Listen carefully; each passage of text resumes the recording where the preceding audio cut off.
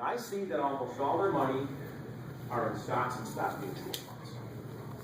So why would a representative say you're conservatively invested when you're in stock and stock mutual funds? Is he lying to them?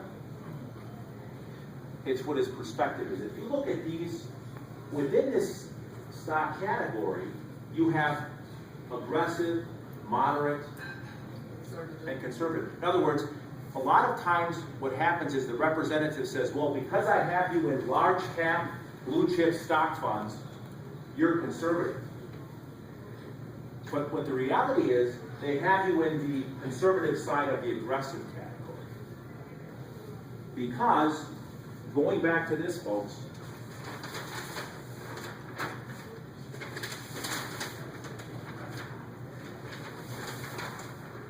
one more. I know you're coming.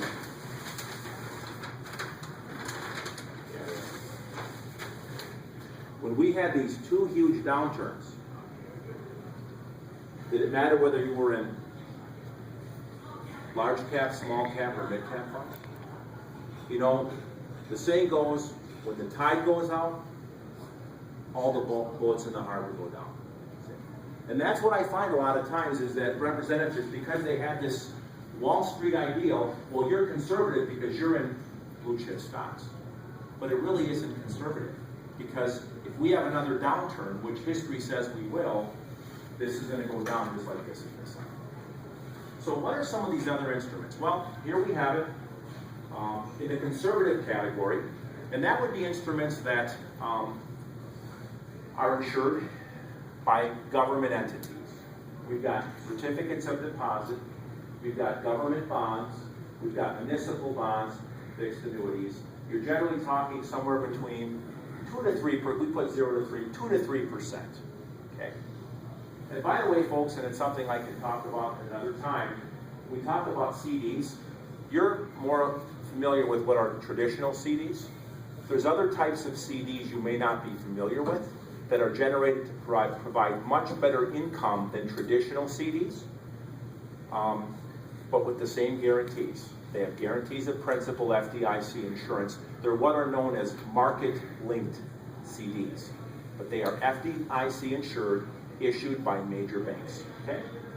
So these are the conservative category. Around 2 to 3% you can typically make you generate there. Then you have in the corporate bonds, indexed annuities, preferred stocks, and REITs. Anybody know what a REIT is?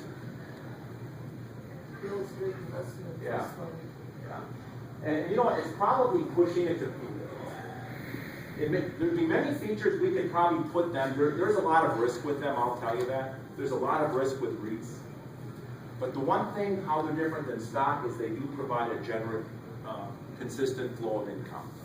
Now, the negative of them, they tend to be somewhat illiquid. So our purpose in showing you this isn't to recommend these to you specifically, but just to give you an idea that there are alternatives to maybe what you would represent. So,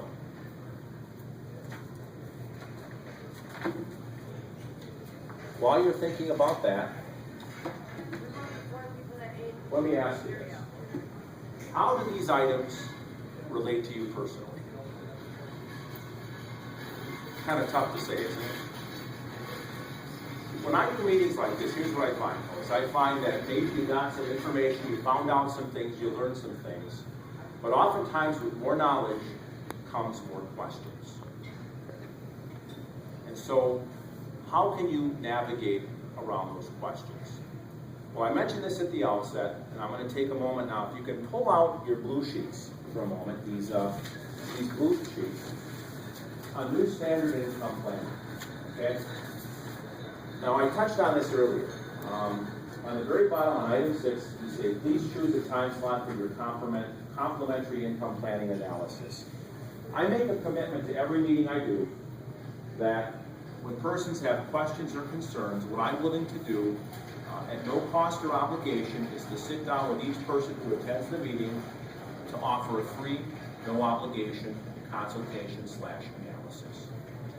Now, in many ways, that one-on-one meeting is very similar to what this meeting is. In the sense that, have I sold anything to you tonight? Have I? No. Are you signing any out? No, you got it. This is an informational meeting. That's exactly what the one-on-one meeting is. When I meet with people, let me tell you what I have with me. Now, this is at the one-on-one meeting. In fact, let me tell you what I don't have with me. I don't bring with me a laptop computer. I guess I do have here. But I don't bring with me a brochure. I don't bring with me an application. I bring with me nothing that would involve me selling you something or presenting something to you. All I bring with me to that meeting or have is a notepad, a pen, and 28 years of knowledge and experience in working with seniors. What I do is I take these ideas that we've talked about today, things that you have specific questions on, and I'll answer your questions directly. And if at the end of that meeting, if you would like to explore some of these opportunities to generate income from your money and preserve your principal, I'm more than happy to share with you some ideas on how to do that. Now here's what's interesting about that. These things I've mentioned here, I don't directly work with all of them. I work with a number of them, not all of them.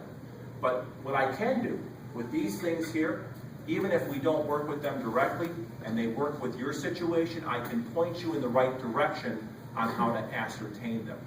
And the things that we do work with, people will say, well, what's in it for you guys? How do you get paid? You know, when I do a meeting like this, what's in it for us? We're trying to brand ourselves out in the community. The financial products that we work with, like for instance, we talked about CDs for a moment. We get a finder's fee from the financial institution. So you don't pay us for our time, you don't pay us a commission. In the case of a CD, the bank would pay us a commission or a finder's fee for that. But that does not come out of your pocket. That comes out of the bank's or the financial company's earnings. So what happens is we sit down for an hour, we go through these things. At the end of the meeting, if you say, hey, yes, I like what this says and I think this could work for me, then what we would do is schedule another meeting where perhaps I would make a recommendation on one of these things. But at that initial consultation, nothing is sold, nothing is recommended. And the other question people have, well, your office is in Racine. So do I expect you to come to Racine, to my office, or your office to do this? You certainly can. We have a beautiful office right in the lakefront. But you don't have to.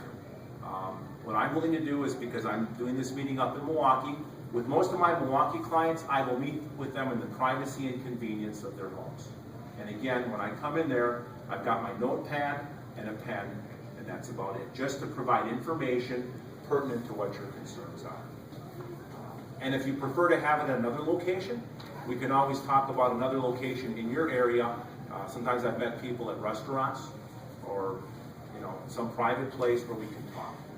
So what I'm going to have you do now, folks, is, and even if you don't want to take advantage of the free one-on-one consultation, I'm going to have you fill these out now, because I do take these, we use these for our future meetings, so I'm going to have you start to fill that out.